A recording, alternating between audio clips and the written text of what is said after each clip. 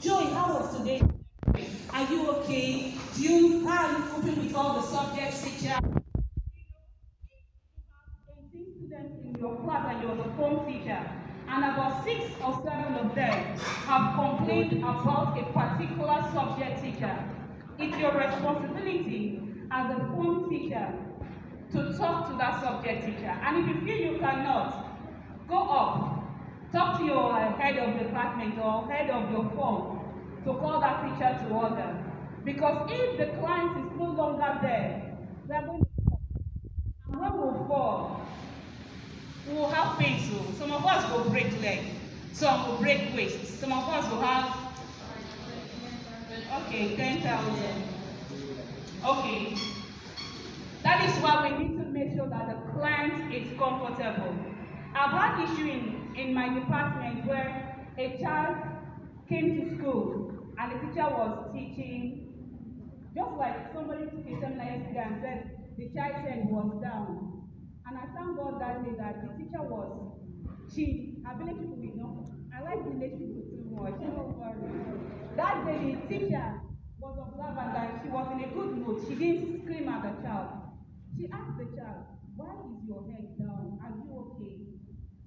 The child said, "I want to go home." I want to go home. She came and said, "Mrs. K, come, I don't know what is wrong with this child." I asked her, "Have you talked to the child?" She said, "Yes." You call the child. "What is it? Are you hungry?" He said, "No." "But you want to go home?" "Yes." "Why do you want to go home?" "I want to make sure my mother is okay. That is why I want to go home." "Your mother is okay?" He said, "No. When I left the house this morning, my mother was crying, and I want to go back home to make sure my mother is okay." So I told the class teacher, "You're the mother today. Just make sure this child is comfortable."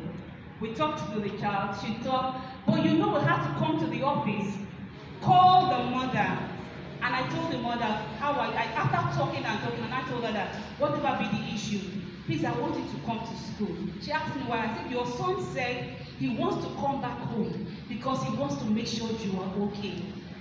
So please, I want you to come to school and make him realize that you are okay." The mother came to school, and thank God for her. She came to school before break, and I had to go to the class, call the teacher, brought the boy down, say, "Your mother is looking for you." He looked at us and said, like, "Are you people sure?" "Say, your mommy is in the office." He now came down, and as soon as he saw his mother, he just went out, and the boy was busy looking at his mother's face. So when you were teaching, you're not just a teacher. You should be able to make these children, your friends. Be able to make them, confide in you. We had a case where a child just came and said that, "I want to tell you something." He said, "What is it?" We have cases like that. And that is why, as a form teacher, you need to be observant. You need to not just look at their notebook and then find out why is this one having an incomplete note. We just need to be careful. And then, apart from that, as a teacher too, a subject teacher, in primary, a classroom teacher, you should be able to carry every child in your class along. I know that there are cases where you have children that you have taught, and some years ago when I was a teacher, I had one child in my class. I was taking an arm and Mrs. Martins was taking the other arm. Regina Billy York. And we're teaching something, I think perimeter or something. I thought and the girl was looking at me as if I was using Japanese. I left the class, I went to Mrs. Martins and said, please come and take this class. Let me sit in your class. And while she was there, Mr. Welly came in and she was teaching. Mr. Welly said, "Why did you?" I said, "Sir, I have tried and it's obvious that this girl is not following me. So I don't know, maybe there's something I'm not doing right. Let me call my colleague, let her continue, let me sit in her class." And then I left and she continued the class. She sat down in the class. And when she finished, she came back and told me that we need to take her to I'm sorry. That we need to take her to another person. Mr. Wellington said, it's not your fault, go back to your class. Mrs. Martins, go back to your class. Now, as a classroom teacher, you should be able to carry every child along in your class. We know that there are cases that you've done all you can, and it's as if you are not able to communicate with this child. Nothing stops you from calling the next person. Please help me out. Just let me know if there is something I ought to do and I'm not doing. Don't forget that the client is the major reason why we're in Liora school. On Wednesday, we attended a seminar, and the facilitator asked a question. He said, how true is it to say that the customer is always right? And when I answered, I said, I use verbal aptitude way. I said, it is difficult to say how true it is that the customer is always right. And then my learned colleague said, no, the customer is not always right. And then some other person said that when the facilitator came up, he said yes, that the customer is not always right, but the customer is the king. And I asked myself, who is the king? The Bible says in the book of Ecclesiastes chapter 8 verse 4, it says, where the word of a king is, there is power. So if a man has power, it means the man has a say.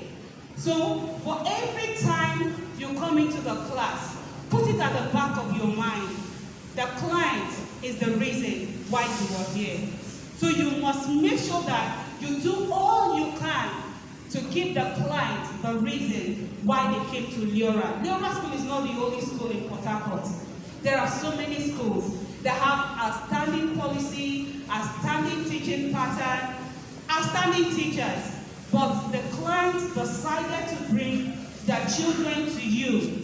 You should be able to make that client realize that you bringing your child to me is not a mistake. I can bring out the light in this child. Yesterday, Mrs. Ochuko was talking. She said from the policy, there is an innate light in every child. That child that is seemingly impossible, there is a light in that child that the parents expect us to bring out the best in that child. And that is why as a classroom teacher, you need to make sure you carry every child along. Not just in learning, teaching, especially in character. One thing with Liora students, Liora pupils are observed. When it comes to academics, somehow we are good. God has helped us in that area. I take children lessons. I have a child I take lessons from Ashley. That child is in basic 4. But I make bold to say that the basic 2 people in Liora school will outshine that child. But you know our problem. When it comes to character, we have issues.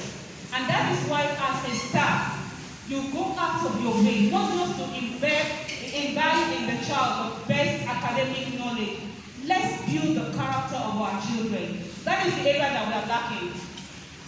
Our children come to school in the morning, they walk past you without greeting. You're on the staircase, they almost push you down when they are running on the staircase. So that is why as a Liora teacher, a Liora staff, we need to develop an ideal relationship with our clients, not just to build these children academically, no, but to make sure that these children are outstanding. I agree that at times parents can be wonderful. I had an issue last time where a child comes to school, will not greet his class teacher. When she reported, I just told her, forget it. I called the child, talked to the child, and it continued. During examination, any teacher that is sent to replace that child will come back to me and say, Mrs. K, this child is disturbing me. That boy had to stay in that my place for some time. Up to the extent, Mrs. Martin had issue with the boy. I called the boy and said, what is wrong with you? Why do you behave the way you behave? And he told me, my mommy said I'm a king. That's what he said. My mommy said I'm a king. And that if anyone disturbs me, if any teacher makes me angry, I will tell her, and that she will get police to arrest the teacher, and the child is already aware what the child said. I called the boy and I talked to the boy. After talking to the boy, I called the mother and I told her, after pleasantries and everything, I asked her who the child was, the position. She said the boy is her first son. I said, okay, is your first son in basic 2? I said, are you aware that this child does not greet his teacher? She said, well, is it really necessary? Greeting is by choice, it's not a must. I think yes, you're right, it's by choice. It's by choice. But as a mother, how would you feel if you wake up in the morning, your son refuses to greet you? Now how you lay your bed is how you lie your head. That you're training this boy. And the man, this boy told me, you said that he is a king. She said he's a king. I said, I agree with you, he's a king. And that you told him that if the teacher makes him uncomfortable, that you get police to arrest the teacher. She said yes. And I told her, what you were doing, is that how you were brought up? And you're where you are? She said, no, Mrs. Carlo, it took me time to have this child, and I don't want anybody to pressure me. This is how I want it. I said, no, it's not just about you, but this child will need to integrate in the society. He needs to work with other people. If he has this mindset in primary 2, he gets through with primary school, gets through with secondary school. One day the teacher met me and told me, say, Mrs. K, I have made up my mind that I will not talk to him again. No, that if he brings, and he doesn't do his own work. He doesn't. If he does his own work, okay. If he does not, okay. And whatever he wants to do. And when I was talking to the mother, I made her realize all this. In as much as the client is the reason why we are here, we need to be careful too. Do all you ought to do, so that when you are done, you will tell yourself, I did my best. That is why you are a teacher. Yes, all the children in your class will not love you, but make sure you carry every one of them along, irrespective of the character, action, reaction, and attitude of their parents. I had a child so many years ago. The first place I taught after service, that was Assemblies of God School, Excel at Transamadi. This boy was from my village. The boy gave me headache. When I mean headache. And funny enough, the father now makes me and use my dialect to tell me that please, I should watch out for the boy. That is, I should help him monitor the child. Everybody was complaining. So when I go to the child, I'll ask him, I'll use my dialect and ask him, what is your problem? What is wrong with you? And in front of the boy, he said, I don't understand what you are saying, Mrs. Grace. I said, God, that is how he is. But after so many years, I started staying at Standard Road and I went to this railway market to buy something. And it was raining. After buying, I had to stay, waiting for the rain to stop. And I saw somebody just walk up to me with umbrella. Very, very, very, a little taller than Mr. Chima. He came with an umbrella and said, Auntie Grace, let me walk you home. I said, sorry, do I know you? He said, I know that everybody that calls me Auntie Grace, definitely not Liora, but with somebody that I've taught. He said, my name is Chimene, we got me. I said, Chimene? He said, yes. I said, how are you? He said, fine. I said, what are you doing now? He said, he just finished, he just graduated from Uniport, he's an engineer. I was shocked. That boy walked me from Railway Market to Standard Road when I was living in Standard. And he was just talking, but this was a child that was a problem. If I was somewhere, if I just left him alone, he would have looked at me and left me. And I asked him, what did he come to do in Elele? He said he came to see his grandmother. And that he had been watching me for some time. He decided to go and bring his grandmother's umbrella to walk me home. We talked, and that is the joy of it. But then, before this joy, there are so many things you need to go through. Like Mrs. Innocent said yesterday, the parents banging the desk, hitting, you. I've seen the parents telling a staff, I am waiting for you outside the gate. And And then Mrs. Wiley told his staff, pass back gate as well. Yes, it happened. And then after some years now, that child will become normal, become okay. And the parents will never believe that you did what you did because you wanted that child to be okay. And in doing all this, give your best. Not because of the parent, but because you have made up your mind that you want to be a teacher. You have told yourself that this is my calling for now. And as long as it's your calling, give your best.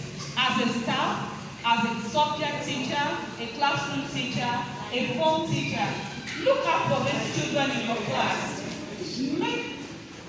Look out for those things that are abnormal. Try to see how you will solve them. I've seen a child drop a note on the table, and then in the note she said, I'm having a crush on someone, and I want to make love to this person. As blunt as that. So when I read it, I sent for her, and I started talking to her, and I asked her, what do you like about this person? She said, I like his height, the way he walks. I said, it's okay, it's beautiful. It's good to like the way he walks. It's good to like the way he does things. It's okay. But right now, you don't have the right to begin to act on what you feel. It's normal, we're all going through it. But you need to face your academics. And I thank God she listened, and so far, things are okay. So, even as a form teacher, as a subject teacher, especially for those of us in college, as you walk into the class, they are sizing you up.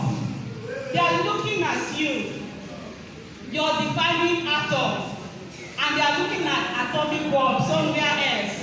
And that is why you need, as a teacher, you need to be careful. Just know what to do. We had a staff some time ago that got himself into trouble. Those of us that are old here will know. Got himself into trouble. The girl was the one that started it. I like your height. You are standing. I love the way you do this. I love the way you do that. And she kept on sending text messages. And the day the village people remember this brother, and they now replied and said, okay, you are cute also, and I think you're okay. That was the day her guardian saw the message, forwarded it to the management.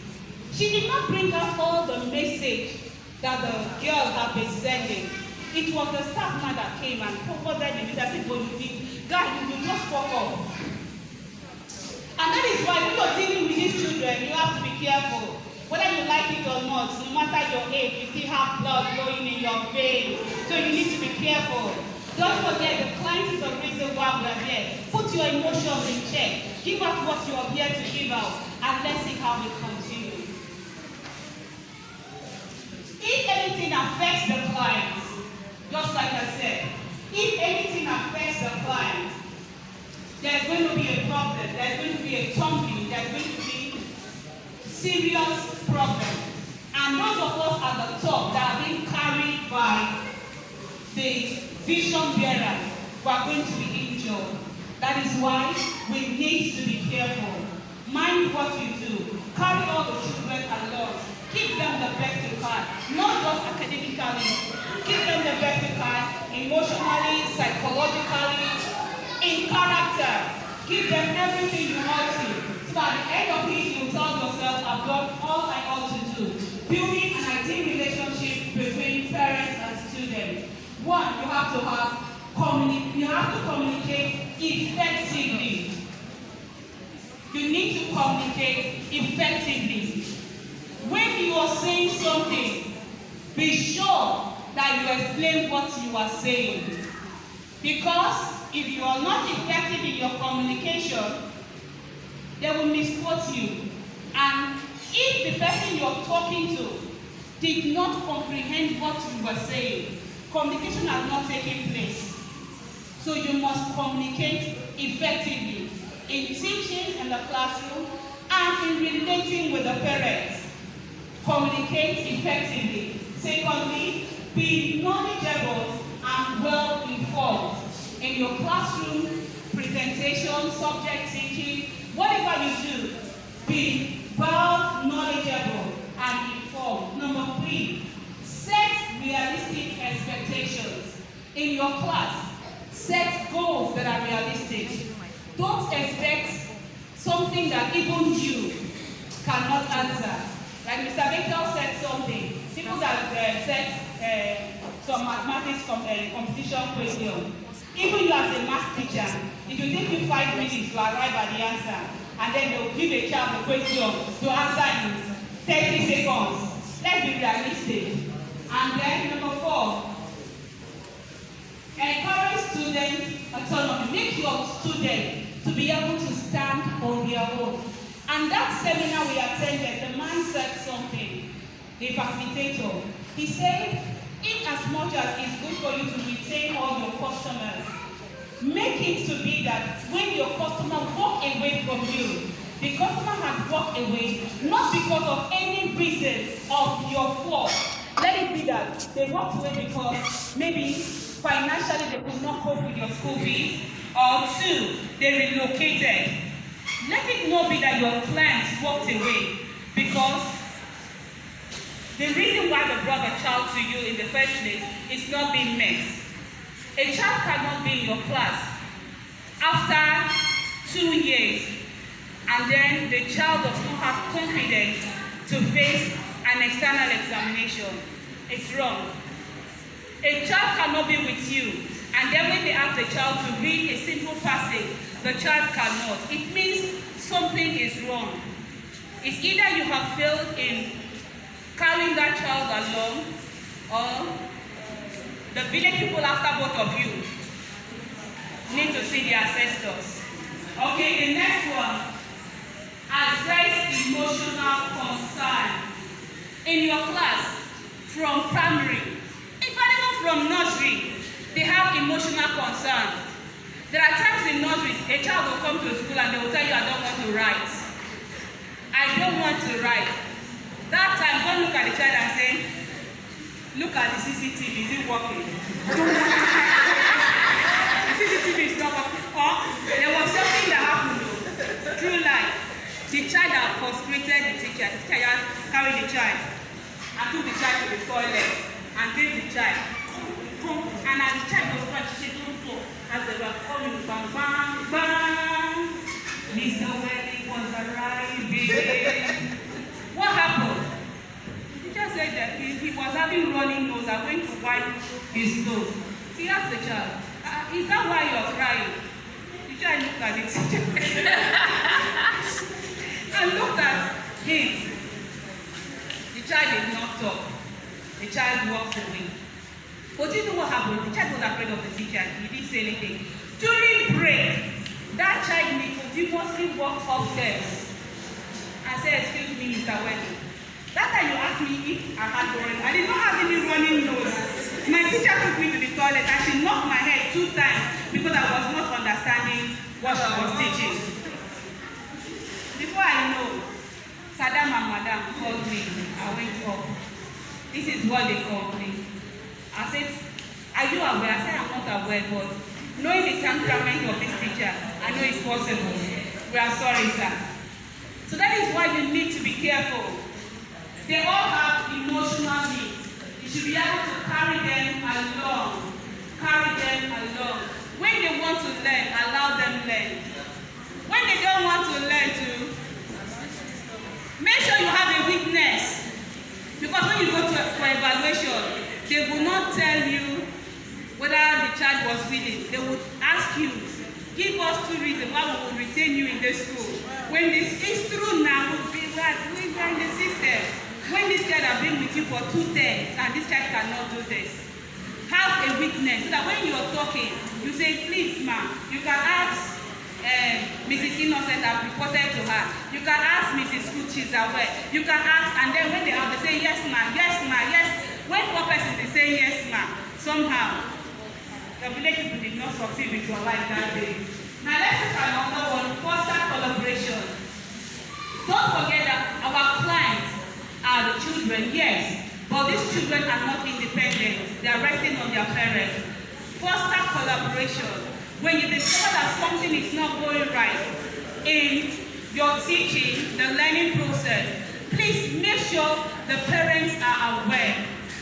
Let them know, ma'am, I've been working with your child, I've encouraged him to come for poster, but I discovered that this is the issue. He's good in this area, but he's still lacking in this area. Please, ma'am, this is what we are doing. Help us at home. Let's work in school. Let there be a collaboration between the senior client and our normal client. Number 4, shared success story. When the parents come to you, they will come with everything. In fact, if you've done 10, they will not see the 10 that you've done. Is that number 11 that you've not done? That's the one they've been majoring on. Be able to share your success story and tell them that if you've been able to achieve this one will also achieve it. And then in teaching, learning, also use new resources. Let it not just be the ones you're used to. Use new things and then carry these children along. Please, are there questions? Okay, while thinking of the question, I'll just look at the last one. What a teacher should never do in building an ideal relationship between students and parents. That's the last slide we're looking at. What a teacher should never do in building an ideal relationship. 1, don't come unprepared to class. Don't come unprepared to class. 2, avoid shouting at students. Avoid shouting at students. Number 3, avoid criticizing your students in public. Avoid criticizing your students in public. This is one of the reasons why our students will always run away. Yes, most because of them in the examination class. They will run away because we have criticized them up to the extent that we have taken away everything that makes them look normal. And every time they wake up from sleep, they look at themselves and say, they told me that I am just the worst set of children they have taught in this world. Their self-esteem is destroyed. They don't have any faith in themselves. They don't believe they are able to do anything. And that will make them to walk away. So we must avoid criticizing the student in public. Avoid biasness. No matter how a child is, don't always say, this one, Emeka, come. Maybe you want to do something, and before you have Becca and you have Benga. I've already known Benga that since he came to Liora school, it has been, let my people go. He has been going by mercy and miracle.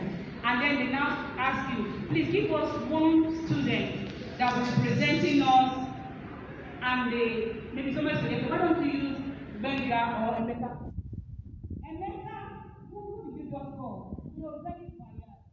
And strength is already aware that you don't see anything in him that will make him outstanding. Don't do that.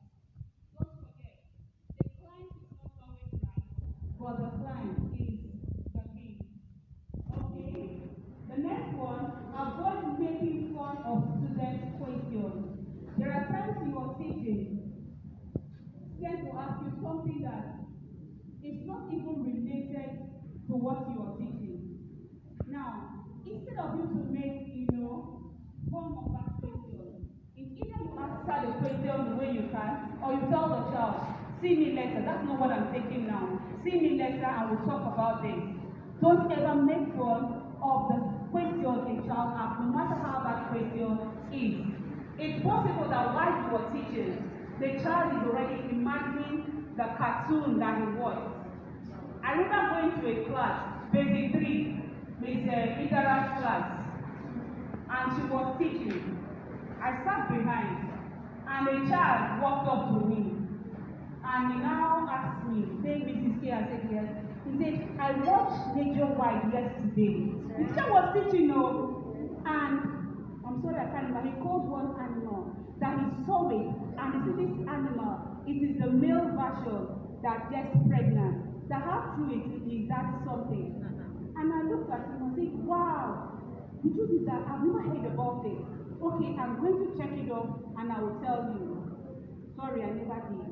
But that boy kept bothering me, asking me that question. So the teacher was there, I think she was teaching either agric or home economics. But he left what she was doing, coming to ask another question. So that is how it is. When they ask you a question that is not related, don't look at them and then cite them from head to toe. As I was saying, when you want to add this molecule to this atom and this, you just know, try to carry everyone along. Okay? You must never talk down on another staff to a parent. In building an effective communication and a team relationship, no matter what you feel, never talk down on any staff to a parent. Because when you do that, you're thinking you're rating yourself an A